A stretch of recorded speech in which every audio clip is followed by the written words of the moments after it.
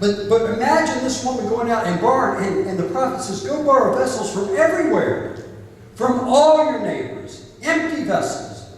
Do not gather just a few.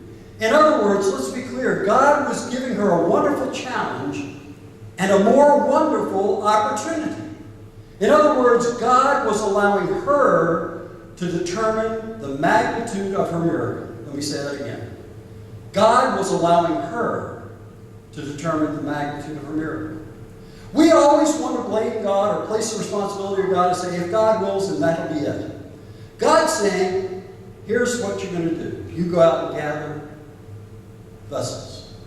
Borrow vessels. As many vessels as you can get. She could have chosen to go out and borrow 5 vessels, or 10 vessels, or perhaps 15 or 20 vessels, and said, well, that's enough. It's getting a little crowded there. But she was obedient to the prophet's command. God was allowing her the opportunity to determine the magnitude of her miracle by what she was willing to do, and that was to gather empty vessels. The problem with the church today, the problem in our lives today is not a problem with heaven.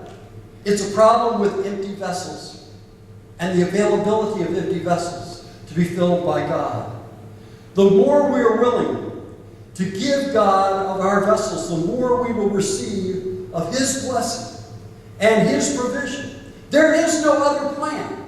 You either die with few bottles, or you borrow the bottles, you avail yourself, and they have to be empty. That's when you come to God. Not because of anything you've done. Not boasting of who you are. Not saying, well, I've done this for you and I've done this for you. You come empty. You come just as I am without one plea, but that your blood was shed for me and that you bid me come to the Lamb of God. I come.